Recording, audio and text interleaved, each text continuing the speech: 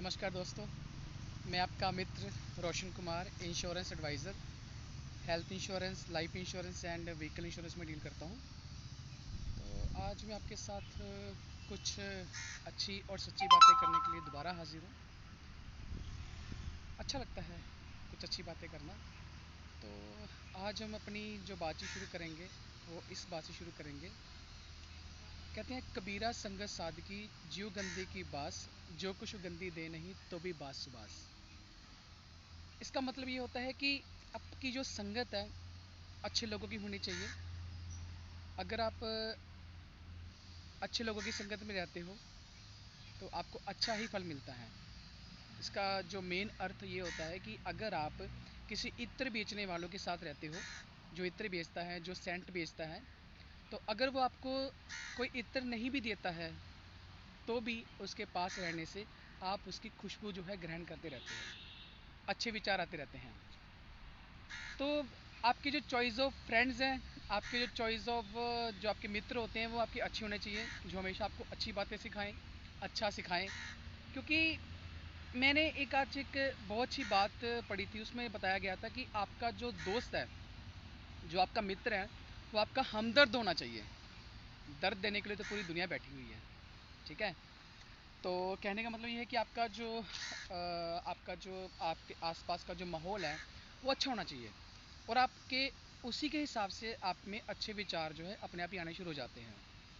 लेकिन अगर आपके अच्छे विचार नहीं होंगे, आपका जो थॉट प्रोसेस है वो अच्छा नहीं होगा ना, तो ज़िंदगी में कभी कामयाबी नहीं मिल पाती है। एक और आपको एक छोटी सी मेरे को एक कहानी याद आती है, तो उसके ज़रिए आपको बताता हूँ कि थॉट प्रोसेस, जो आपकी सोच है, वो अगर पॉजिटिव होती है तो उसका क्या परिणाम निकलता है। एक गांव में दो मित्र रहते थे, और उसमें जो दो मित्र थे, एक की उम्र 4 साल थी, एक की उम्र 12 साल थी। जहाँ भी वो जाते दोनों इकट्ठे जाते, हमेशा अच्छा खेलते और पढ़ाई भी इकट्ठी करते थे, ठीक है। जो 10 साल वाला था वो उस 4 साल वाले की हेल्प करता था, उसको पढ़ना सिखाता था, कैसे पढ़ना है। तो उसको भी अच्छा लगता था उसकी संगति में रहना। एक बार क्या हुआ कि जब वो खेल रहे थे, खेलते खेलते गांव से दूर चले गए। गांव से दूर चलते चलते रास्ते में जो 12 साल का लड़का था वो कुएं में गिर गया। और जब वो कुएं में गिर गया, 4 साल का बच्चा घबरा गया। तो उसको कुछ सूझा ना, वो इधर उधर देखने लगा उसको बचाने के लिए। अचानक उस छोटे से बच्चे को, 4 साल के बच्चे को, एक रस्सी दिखाई दी, और उस रस्सी को उसने कुएं में फेंका और उस 12 साल के बच्चे को ऊपर खींच लिया। जब ऊपर खींच लिया, वो दोनों बच्चे गांव में दोबारा गए। जब गांव में गए तो उन्होंने ये बात जो है गांव वालों को बताई। अब कोई मानने को तैयार नहीं था, क्योंकि 12 साल का जो बच्चा था उसको 4 साल का बच्चा कैसे खींच सकता है, उसमें इतना जोर ही नहीं होगा।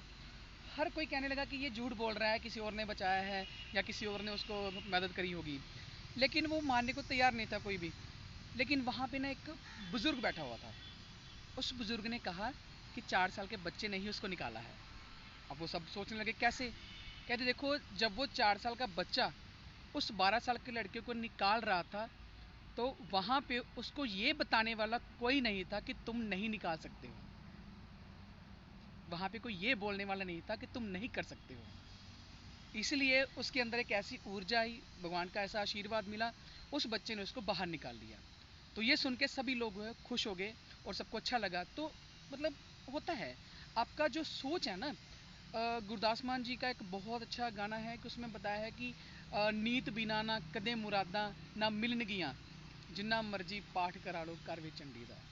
कहने का मतलब है कि अगर आपकी नीयत अच्छी नहीं है ना, तो आपको अच्छा रिजल्ट कभी नहीं मिल सकता है।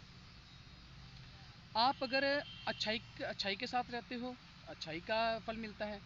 और अच्छाई के साथ रहने का फ़ायदा क्या होता है, एक और बताता हूँ आपको बात। जब आपके विचार अच्छे होने लगते हैं ना, तो ऑटोमेटिकली आपके नेगेटिव में भी पॉजिटिव आप ढूंढ लेते हो। एक आपको छोटी सी बात बताता हूँ। कृष्ण भगवान और अर्जुन जब दोनों बैठे हुए थे, तो जब उनकी जो सेना थी ना, कृष्ण जी की सेना थी, वो दुर्योधन ने ले ली। तो जब सेना ले ली तो कृष्ण जी अर्जुन की चुटकी लेते हुए बोलते हैं, हार निश्चित है तेरी, हर वक्त रहेगा उदास। हार निश्चित है तेरी, हर वक्त रहेगा उदास। माखन दुर्योधन ले गया, केवल छाछ बची तेरे पास। अब जो अर्जुन था वो भी उनका वक्त था। छाछ का मतलब होता है लस्सी जिसको बोलते हैं, ठीक है। तो जो अर्जुन था वो कृष्ण जी का वक्त था। अब उनके साथ रह रह के ना उन उसके अंदर भी एक ऐसी एनर्जी आ चुकी थी, ऐसी सोच आ चुकी थी। उसने भी प्यार से उनको जवाब दिया, बड़े ही विनम्र व्यवहार से उनका जो है जवाब दिया। कहता है कि जीत निश्चित है मेरी, दास हो नहीं सकता उदास। जीत निश्चित है मेरी, दास हो नहीं सकता उदास। माखन लेकर क्या करूं जब माखन चोर है मेरे पास। तो ये अच्छे विचार जो हैं तभी आते हैं जब आप अच्छे लोगों के साथ रहते हो। दोस्तों मैं सिर्फ यही कहूँगा, आप अच्छे लोगों की संगत में रहें, आप अच्छी बातें सीखें और डेली लर्निंग करें कुछ ना कुछ। कमाना हर कोई चाहता है, लेकिन सीखना नहीं चाहता उसके लिए। जब तक आप लर्निंग नहीं करोगे तब तक अर्निंग कभी नहीं हो सकती है, क्योंकि लर्न में ही अर्न छिपा होता है। LEARN। अगर आप एल हटा देते हो तो अर्निंग तभी बन पाती है, ठीक है। तो दोस्तों बस यही बात मैं आपके साथ करना चाहता था।